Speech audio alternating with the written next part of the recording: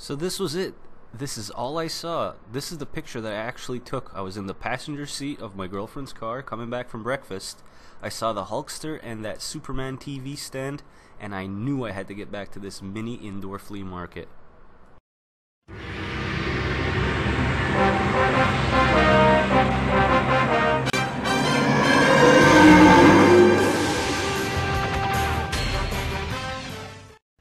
Hey guys, first flea market adventure of the year.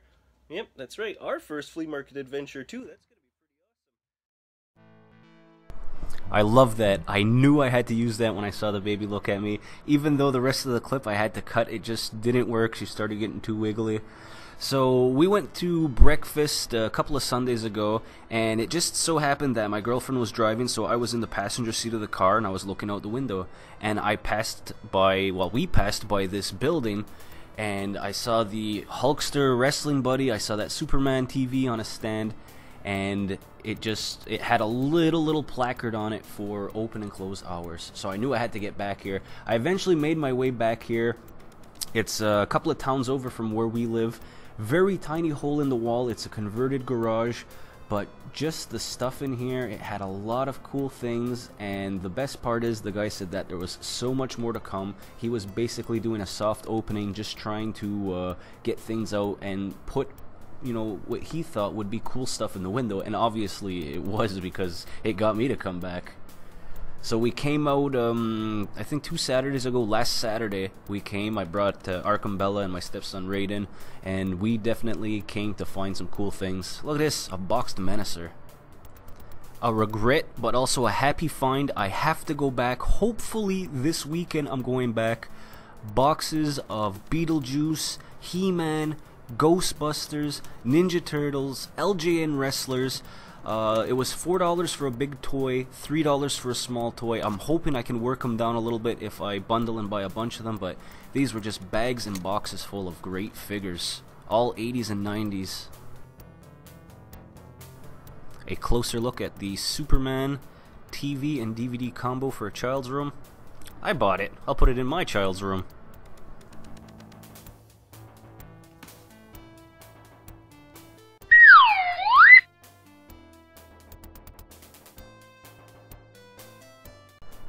So we're up bright and early the next day, going out to the Fairview Mall down in Point Claire, and again, I'm the passenger. We're taking the van because we're picking up a few things for the baby and groceries. So you're Googling like you do for video game stores near me, and I hit on, it's called Blue Nose Collectibles. Apparently it's been open for almost 40 years. Sports collectibles, video games, comics, cards, what have you. This place is incredible. I definitely need to go back with a little bit more money, but these guys were willing to work, and I did wind up picking up a few deals. So this is their storefront. Very, you know, inconspicuous. Looks like a thrift store or like another indoor flea market, but inside they had some games.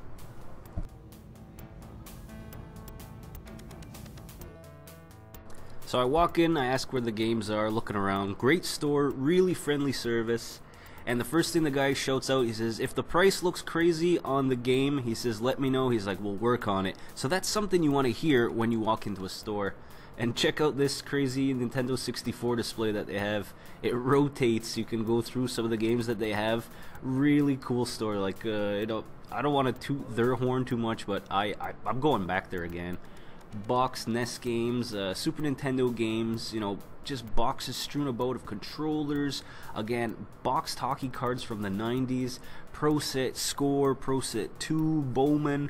They were like $5.99 some of the boxes, all kinds of collectibles. Atari in television. I wish I had taken more, I had recorded more, but the baby was sleeping. Dal stayed in the car with her. I ran in for like 15 minutes. Great place. Now let's head back to the video game room and I'll show you all the stuff I picked up. So we just got back from that indoor flea market, and I have to say a lot of positives. There's a lot of cool stuff in there. The prices were pretty good. The guy was willing to work on prices, especially since I bought a few items.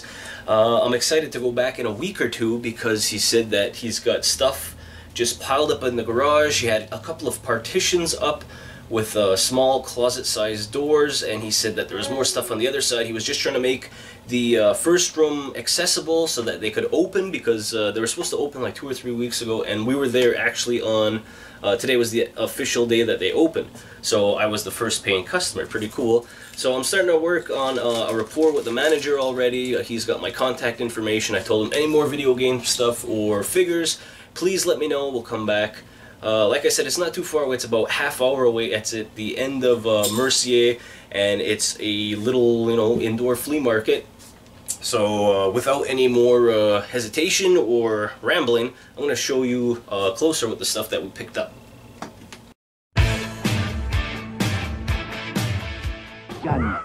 Hey, fellas, what's going on? Nothing, Dad. Rocket! Who do you think you are? Dad, Hulk Hogan! Wrestling buddies want to be your buddy. Henry, what's going on up there? Nothing, dear. WWF Wrestling Buddies, new from Tonka. Each sold separately. So the guy said $20, and I was holding the baby in her car seat, and I kind of made a face, and that was more of Arkham being heavier than anything. So right away he dropped down. It's like $15, so I knew he was ready to work. So for $15 for fantastic shaped Hulk Hogan Wrestling Buddies, so our first pickup at that indoor flea market. $3 a piece for LJN WWE figures, WWF figures at the time. King Kong Bundy, pretty good shape. You know, this is the second or third one I've got, and they've always got these same marks on the back of their arms. I don't know if it's black underneath the flesh-colored paint that they have here, or it's just like ring damage. Jibby Hart, the Mouth of the South. I actually got to meet him at Montreal Comic-Con. Ultimate Warrior Squirter. This is from 1990. When he was the heavyweight champion. You can see on his mouth, he was meant to be a squirt gun. This is actually broken, but $3 each for each of the figures. I'm still going to keep him. These two guys are probably going to end up on my seller's table for the next Ganawage K-Town Collectibles sale that's going on this May. I think it's coming up right after my birthday, actually.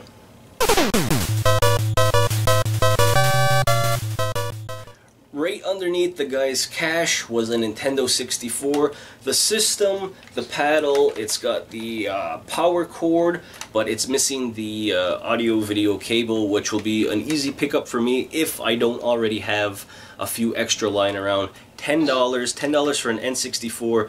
You know, this guy is going to wind up on the table as well, but that's why I'm picking these up right now at these kind of stores. You pick them up, you flip them, and I'm still say I'm going to be under everyone else's prices. This is probably going to be sold for $40.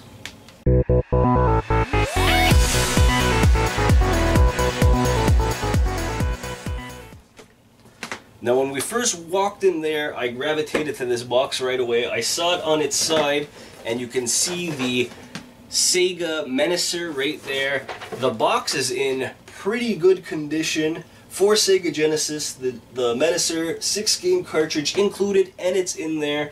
You got your Sega branding, no wires or cords, dead-eye targeting, more ways to play. So this was in direct competition with the Super Scope for the Super Nintendo. You got your double-eye scope. You can have it with the shoulder guard and without. On the back, they show you a little bit of the 3 games and again how you can set it up. This is very cool, and I got this for $10. The pack-in game, the 6-game cartridge. The box has seen better days, but the cartridge is in there. Pretty cool, again from the early 90s, 1992.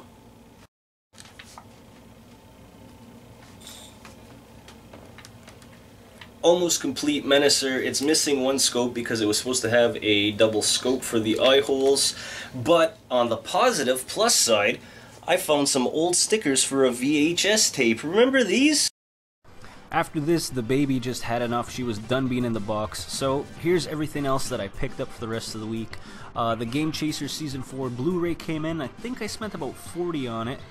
$20 altogether. I bought the Superman TV. The guy threw in the VHS player. I'm not sure if they're a set, missing the remote. From Blue Nose, I wound up paying $38 for the Legend of Zelda Game & Box, missing the manual, but still really happy to have it, and it's in pretty darn good condition. We went to EB's just to look around. $10 reduce. This is Maria from the Assassin's Creed UB collections. I'm gonna look great on the shelf. Other games from Blue Nose, they were marked $1.99, but he says, you can have them all $1 each. So 2 NHL 95s, a Madden, Tecmo, Super Hockey, and Great Baseball. And then I also picked up, which I want to go back and grab some more, maybe put them on the table, 2 for $9.99, 1990 Pro Set, and I also picked up a box of Score 90. Look for that Scott Niedermayer rookie, maybe we'll do that on the other channel. Valentine's Day, Dallas bought me a JBL pill waterproof speaker. It's amazing. And then I picked up a few things from AliExpress as well. Really cheap. I got no problems with these being ROM hacks because I'm the only one playing them. I'm not reselling them, so there's no worries. Looking forward to playing all of these. Resident Evil on the Game Boy, 112 in 1 16-bit game cartridge for the Sega Genesis, and I bought a Streets of Rage 3 Sonic hack, and they sent me 2. So I guess we're going to do a little giveaway. Look forward to that in the next video. We'll look for, some easy reason that I can send this game to you. So thanks a lot for watching, guys. So happy to be doing another flea market adventure video. Hopefully these will be much more common once we get into March and April. Again, thank you for all the recent success with the channel, views, and subscriptions. Check out the videos on the left, and again, thank you so much. Have a great weekend, guys.